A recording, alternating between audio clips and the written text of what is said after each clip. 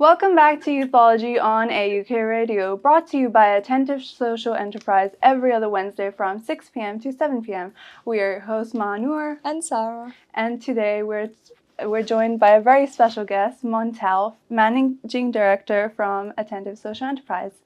So Montel, would you like to introduce yourself to our listeners and just tell them a little bit about yourself?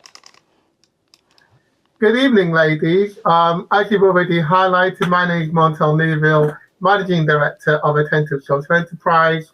Started the company in about 2016.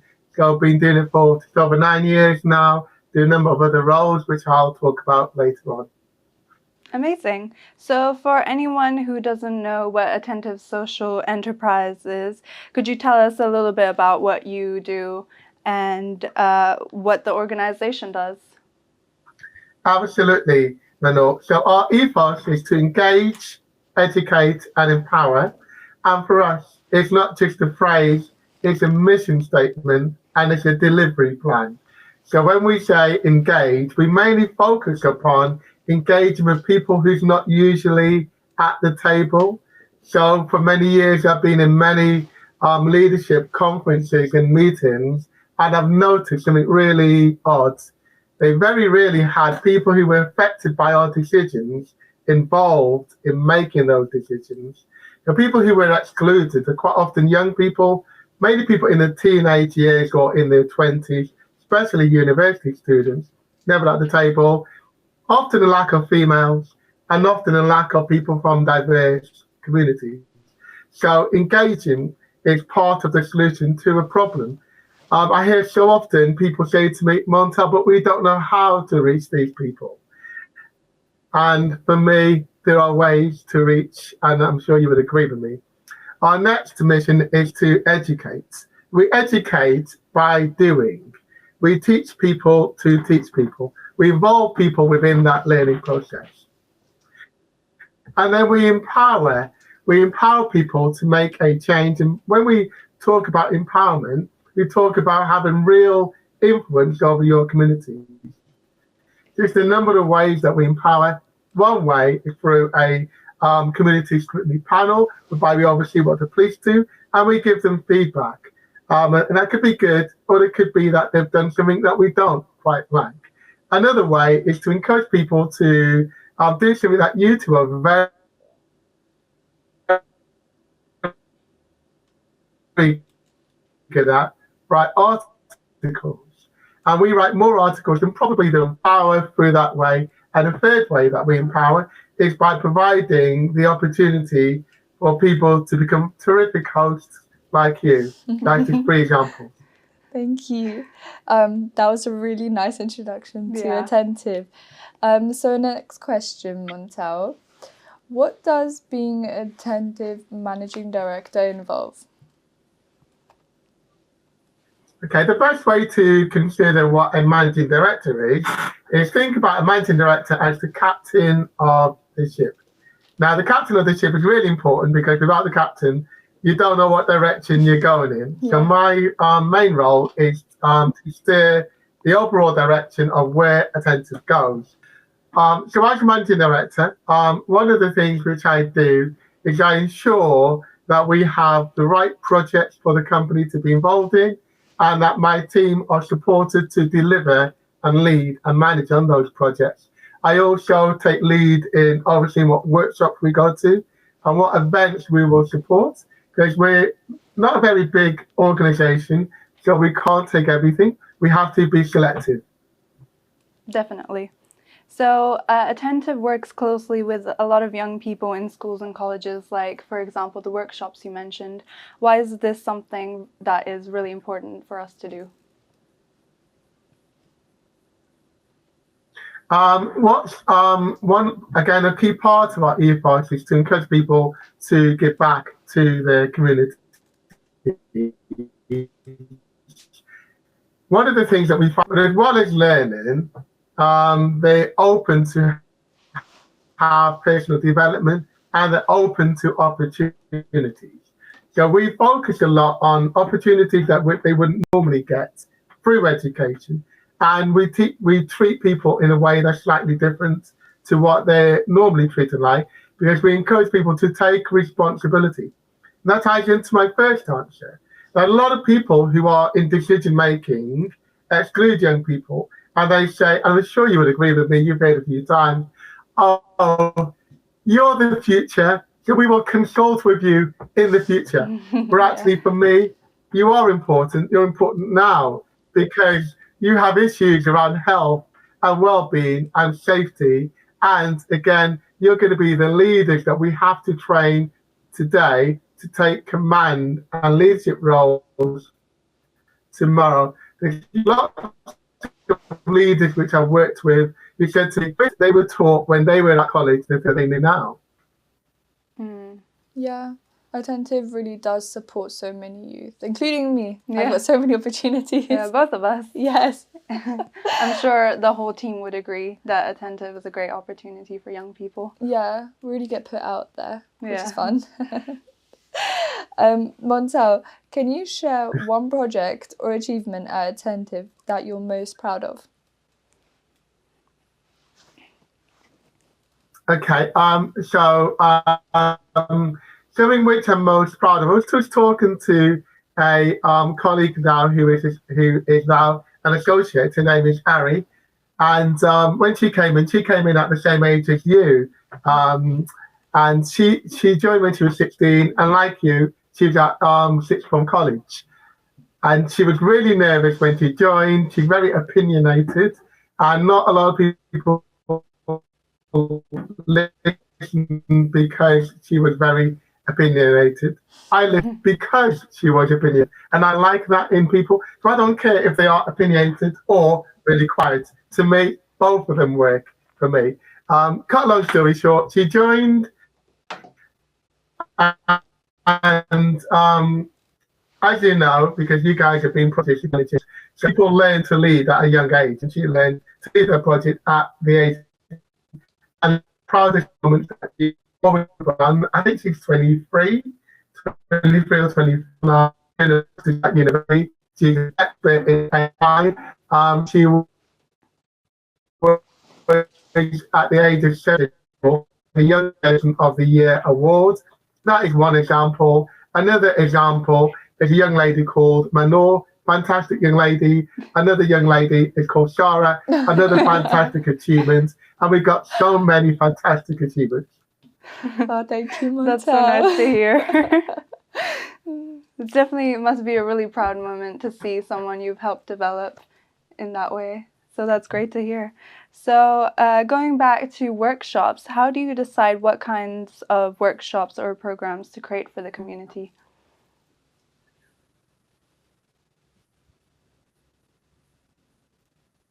I create workshops all the time, and for the benefit of listeners, our workshops are bespoke. They have a theme. The most important part of the theme is that they engage. As you mentioned earlier, too often people are turned off by the fact that they don't get it, they don't like being lectured at, they want to be part of that learning journey. So it's much more about the method that we use. I also mentioned about using creativity in our workshops, and it is true that you can't always please all of the people all of the time, but you can please most of the people most of the time, nor of the people some of the time. So how do we do that? We do that really important to people. This is a commodity that people will never get back. That's called time. So time to me and your time and everybody else's time is vital, it's really important. I use that carefully and I use it well, as you know, because you know me for some time now. Something I don't like to waste is time.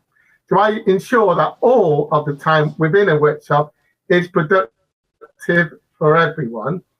So it's all about the methodology, that's the first thing. Second, to make sure that it's engaging.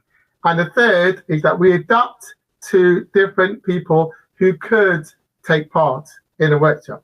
So we focus upon different learning styles because sometimes we don't know who's going to be in that room, whether they're a young person like yourselves or they're a teacher. I do teacher training, as you know, and we do lots of police training. I'm actually writing a police training workshop now for people who've been doing the job for a long time. but who need to learn more stuff. And it's about engaging them and listening to people, no matter how experienced or new a person is. It's about ensuring that they're going to benefit from that training. So what you do is you over focus and over popularize a training workshop. And what do I mean by that? So for every hour, you need to have a minimum of 2 hours worth of material. Because once you've started, you might get people who disengage. So then you've got more material that you can switch and you can use to ensure that you're bringing people back to the table and they benefit from that opportunity.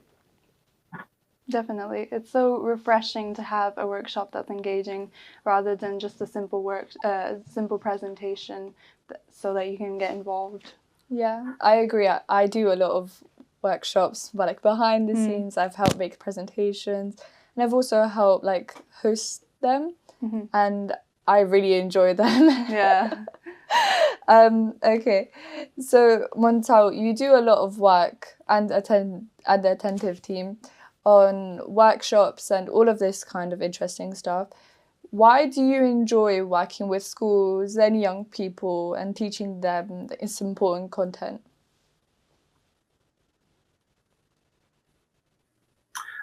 Okay.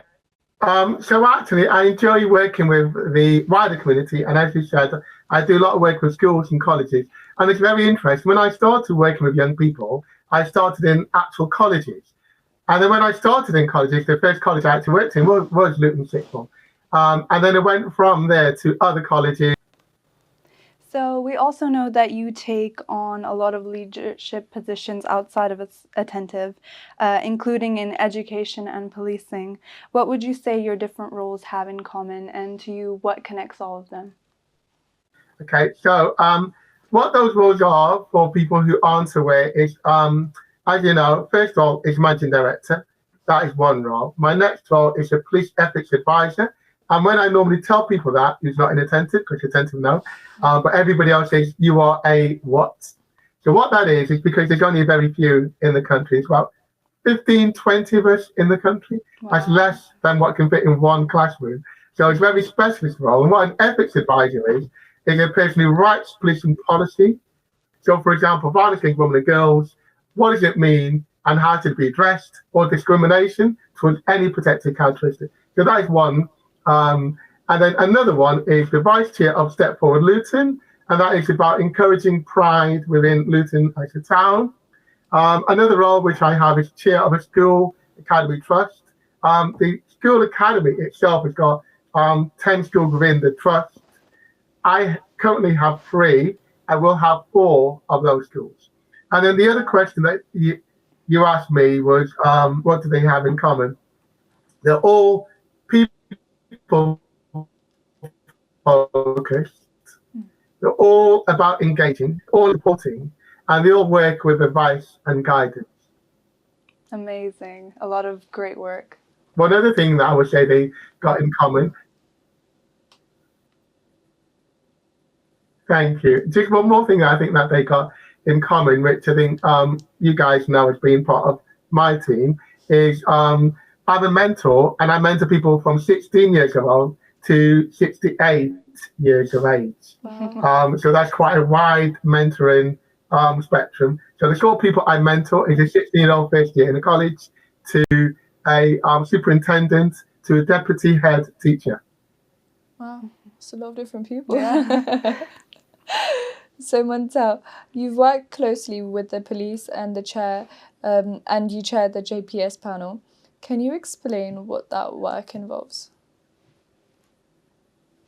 Okay, so and it's very interesting that we're talking about that now. Just with that, what that stands for is there are 43 police forces across the country. In most police forces, you have a armed unit and you have road traffic cops. The road traffic cops don't do every single road in the whole area. They only do the main roads, which are motorways and A roads, and the dog unit.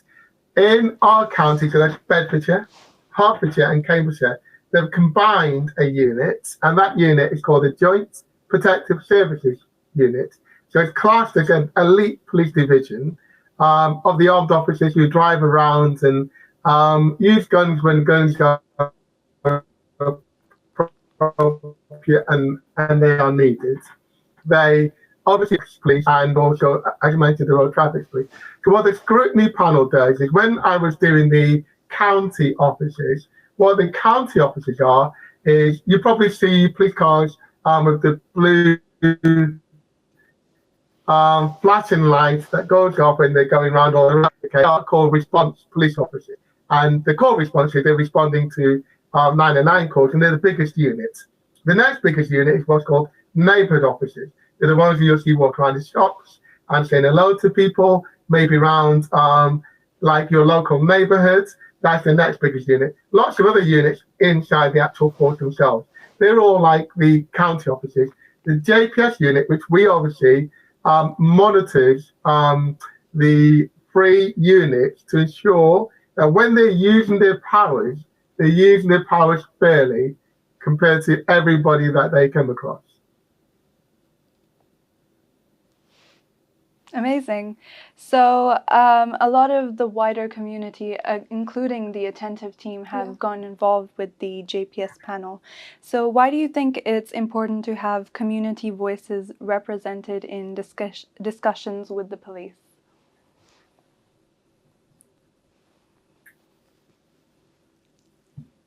It's very interesting having this conversation. I speak to a senior officer about this very thing on Monday. He asked the same question. And also next week, I'm doing a national police presentation on the same topic about community oversight and representation. Wow. So I start off with the phrase that most cops are good cops. Some cops are bad cops. Bad cops are bad but good cops. Now, what all police do, in my experience, is when they see or hear a cop is doing something bad, they all get defensive. Okay, and what I encourage them to do, again, as an ethics advisor, is encourage them not to get defensive, but to own it. If one of my teachers in one of my schools treated students in a bad way, or in some ways that you've heard about the way that community members are being treated by some officers, do you think for one moment I would defend those teachers? Absolutely not.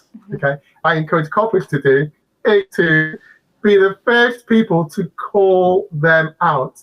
Do not be defensive. Draw a line between what you think, what you value, and those behaviors that we know represent bad cop behavior. And that's why we hear things about institutional racism. And you've also seen me share articles that we've had to investigate about officers who have acted completely inappropriately towards females and children, etc. Some of them are being put on misconduct charges and have been arrested, but these are driving around in police cars. Okay, so for that reason, we need coppers to understand that when they take the oath, they have to mean it. Part of the oath is I will be accountable for my decision making and my actions. That is part of the oath. One of the ethos of the police force is all officers must act with honesty and integrity. Integrity is about doing the right thing at the right time, even when nobody's looking, believing in doing the right thing, not because nobody's looking, you think you can get away with something. So it's important to include people so that those the rest of the community can share with their friends and families and partners and their peers that actually most cops are good cops, because you will learn that through the process. And when bad cops act in a bad way, they will be held to account. Yeah, that was really insightful, Montel. Thank you. Can you please tell us what challenges do you face when trying to build trust between communities and organizations like the police, and how do you approach them?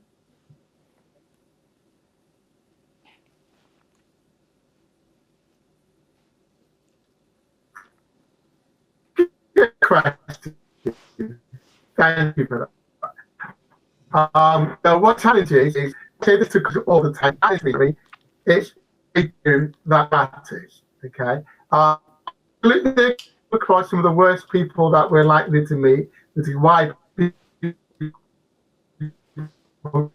in this place of good price, because if you're a response officer and you're going to 999 calls all the time whereby people need help and support. They need help and support usually because somebody's doing something bad to them. And you're getting that every day, every week, every month. You become numbed to bad behavior, and sometimes it makes you as a copper behave or act or treat people in a certain way. So that's the first challenge, is to show that country of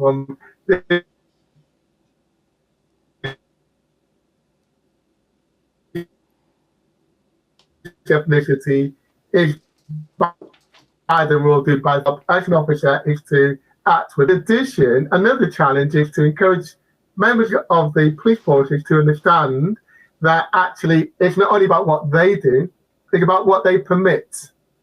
So they can prevent their colleagues from doing things, or they can join in and permit their colleagues doing things. And again, there's been many times where bike coppers have said to me, I haven't done it.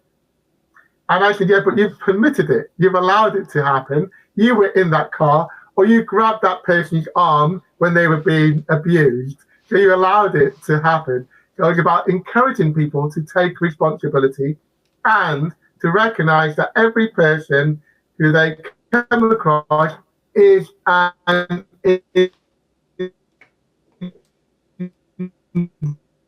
individual. They're not just a statistic. They are a person, and it's even if they may have committed an offense. It definitely seems like a big responsibility. Yeah, I agree. Yeah. So what advice would you give to young people who want to make a difference in their community and don't know how to make their voices or opinions heard?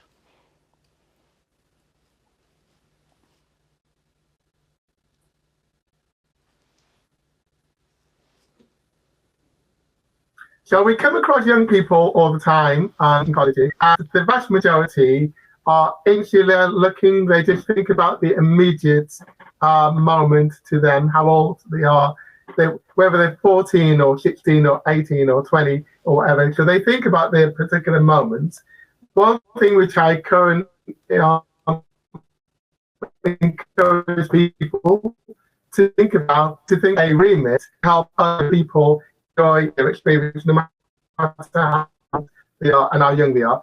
So the first thing is to recognize that you as an individual matter no matter how old or how young you are, and that you can make a difference no matter how old or how young you are. So it's about recognizing that, and then to encourage more people to have your mindsets, the mindset of my two fantastic hosts, whereby you step out of your comfort zone and you try new things. So I encourage everybody to follow in the footsteps of great role models like yourself and to try it. Because when they try things, then they may like it. They may become a facilitator. I was at an event today, a good event, and then I said to the person who ran the event, the difference with how you run events and how we run events is we empower and allow our younger generations to lead. They can make the material, they can facilitate the tables, whilst the youngest person you've got doing your facilitation is 38. So it's about giving opportunities to our community. It should not just be the role of attentive, it should be the role of everybody. So what I would encourage people with power to do is to provide those opportunities to younger people. Say, when I wake up tomorrow, I'm going to listen to Montel and I'm going to do what's in my remit to take power away from me and to hand it over. A lot of people don't like doing that, but I encourage you to do it, because if they do it, they would also have some fantastic people. Everywhere I go, every meeting I go to, every event I go to, people say to me, how come you've got the brightest young people in Luton? They say that to me all the time. And I say, well, actually, some of them go to your college. Thank you, or to your Montel, so much. university, or they live in your area, and you could have provided opportunity. Didn't have to be me. You could have done it. Yeah. Some amazing advice. And Montel, finally, can you tell our listeners where they can learn more about Attentive and how they can contact us to apply or join our team? Thank you very much, Shara. So people can, I would encourage you to look on our website, and that's att10tive's.com. Have a look around all the fantastic, really inspirational projects and events that my team have put together over the years, and then send an email through that. Encourage you to follow us on social media, which is either LinkedIn or type an Attentive to YouTube or follow us on Instagram. Thank you, Montel, for joining us today and answering our questions. You've given some amazing advice. I'm sure our listeners would find it really useful. Welcome to our new guest, Gift. So, Gift, would you like to introduce yourself to our listeners? Hi, my name is Gifts. I'm a youth ambassador with Attentive. I've been with them for about 9 months now. Amazing. So, how would you describe yourself to people who don't know you? I'll say a quick one would be I'm quite calm and collected. I'll say I'm very determined and I go after what I want. Amazing. Oh, that's quite cool. So, Gift, tell me, it's been quite stressful being back at college or uni for some people. Tell me, what have you done lately to recharge and to just, bring joy to yourself or something? I always take time out to just give myself a break if anything ever gets too much for me. So whether it be just me just sitting down and relaxing, doing nothing, that helps me recharge my battery. Oh, that's great. I think I do that a lot too.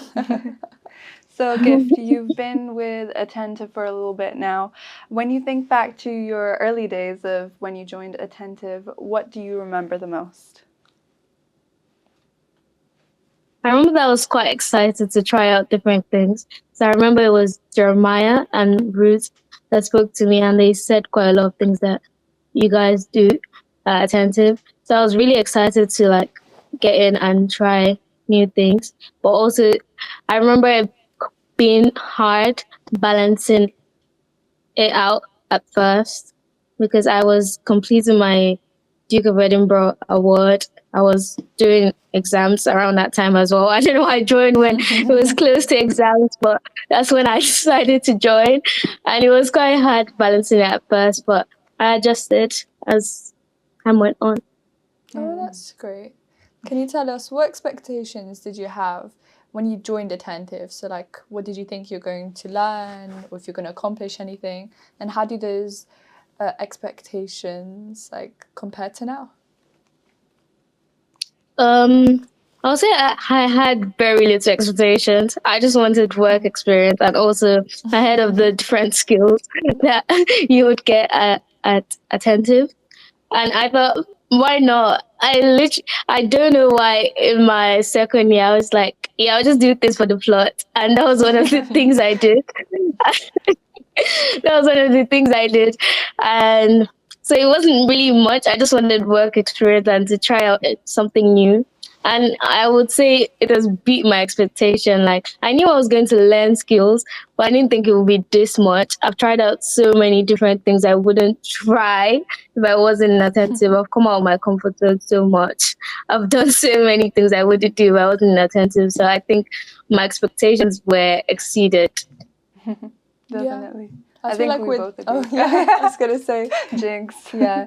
We've both learned so much as well. I think that's just a given when you join Attentive, to be honest.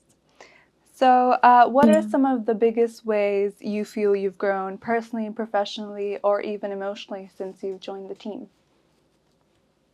I think I just spoke on this a lot on going out of my comfort zone. I was very much stick to what you know. I stick to what I know. I do what I know I'm good at, kind of thing. So when I joined Attentive, I have no idea about most of the things you guys did then. So just trying out things and experiencing things. That's one of the biggest things I would say I've learned. I would say public speaking skills, going to a lot of events as well, just speaking and interacting with people. You just build it. Like I remember that someone was saying, Mo went to an open day stand that, oh, they don't have social anxiety, so they're not too sure if they want to come and gain communication skills. I'm like, I didn't have social anxiety skills, but it just builds you. The more you do it, the more you learn, and you just build that skill unconsciously. Yeah. Definitely. So, Gift, can you tell me what was the most interesting thing you've done with Attentive that pushed you out of your comfort zone? I would say something I don't think I'll ever have done if I didn't join Attentive is being on a radio show. Like I would never ever do that before I came here. The first time I did, I was so nervous that I'm coming on and being a guest. So I think this is something that I would never ever have done and really pushed me out of my comfort zone. Definitely agree. Yeah, I remember before I joined Attentive, I was like, me on the radio, never. We were both like little mice Yeah, speaking. oh my gosh. I remember having a talk when the producer was telling me, oh, I need to speak up, be more confident. And, fair enough. I took that feedback and Yeah. here I am, like 50th show down the road, and I'm a bit better. Just a tiny bit. Yeah. So, as we've previously heard, Attentive is all about building a safer, stronger community.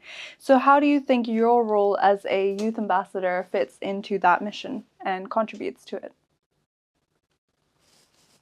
I think Attentive does quite a lot of things to help build a safer community. I think a lot will be on the JPS scrutiny panel, which I recently was a part of, just scrutinizing the work and behavior of the police. That's already a big part of what we do as youth ambassadors. And also supporting our workshops, these things that people don't speak about, bringing the awareness to students, letting them know about knife crimes, violence, different things. I feel like that's just a lot already in the big frame of things and helping to just build that awareness and helping in the little way that we can and just supporting. Yeah. Is there a workshop, event, or initiative from this past year that stands out as a turning point for you? And if so, tell our listeners, please. Yeah, recently, not quite recently, but we did a stand at Luton Sixth Form at the open day, and it was I, Jeremiah Lipa, and Mano. Yeah, you were there. So the last time Attentive came, I was being spoken to and I was being recruited. I put my name down.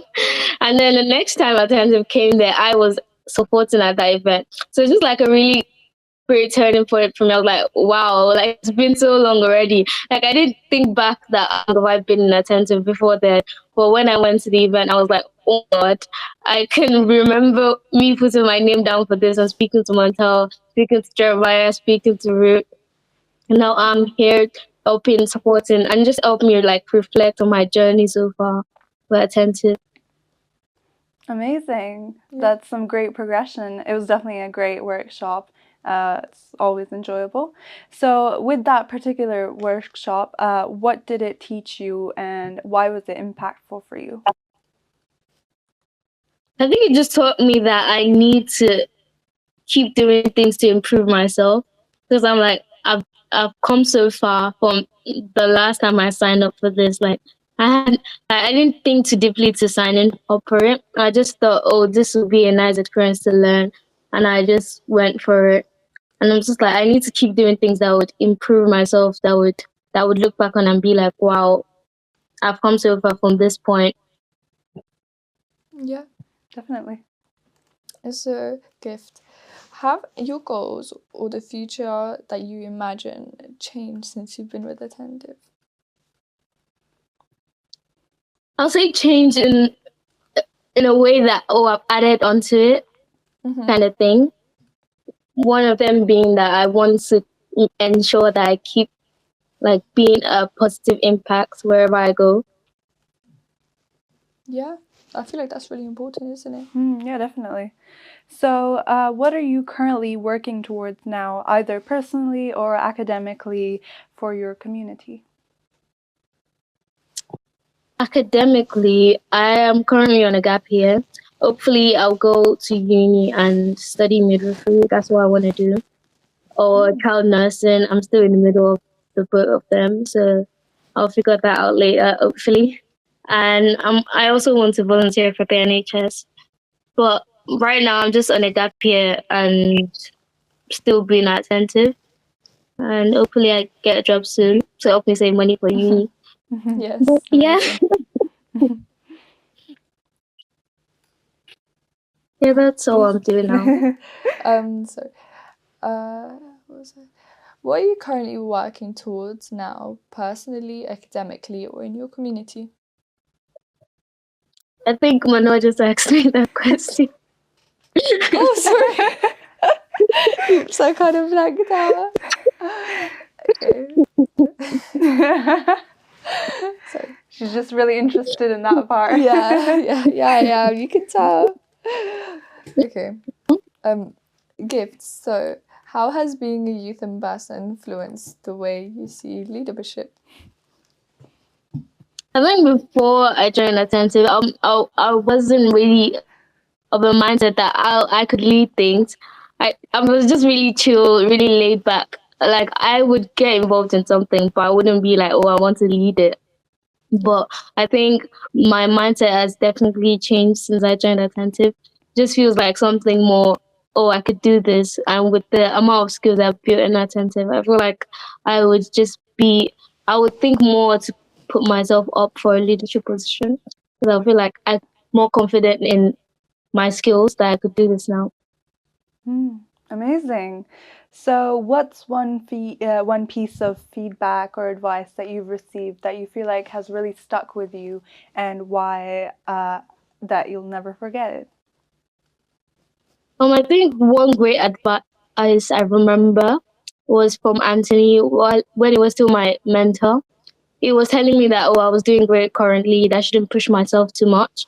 And I should take as much as I can from Attentive because not a lot of people get this opportunity, and I should take as much as I can because I don't know when I'll get this kind of opportunity again. So I think that was really good and just pushed me to try more and try to do more trainings, try to put myself up for more events. But that really helped. That was a great advice from Anthony. Yeah, it sounds like good advice, doesn't it? So, what would you say to someone who's feeling unsure about joining Attentive? What would you tell them from your experience? I would encourage them to try and to have a look at it. And even though it might not seem like something they would naturally do, they should still consider it and try to go out their comfort zone, try something new, because it would really help you if you join Attentive. You build a lot of skills, and I think Sarah and Manor can also agree to that. Yeah, definitely. I think I've learned a lot. Yeah, especially radio hosting. Oh, 100%. 100%. So, finally, for anyone listening who wants to join or support Attentive, where can they find out more to get involved, and why should they get involved? Where can they find out more? I'll say you can go on the website. You can also go on LinkedIn, on Instagram, YouTube, just search Attentive, and you find more information on what we do, and a lot of work of your ambassadors are on there as well. So you can have a look, and if that inspires you, you can always come back and email, and you get a response. Why should they get involved? Because why not? There's a lot you don't lose anything from joining Attentive. You only gain things. So it's just a good addition to your life. So it's just a why not type of thing. There's no downside. Yeah, there's no downside to it. Definitely. So thank you so much for joining us and answering all our questions. Do you have any final words to share or any advice? So thank you guys. I really enjoyed this. This was nice. And that's all I have to say. This was great. Thank you. You've been a great guest. Thank you. Yeah, thank you for joining us. Bye. Bye. Bye.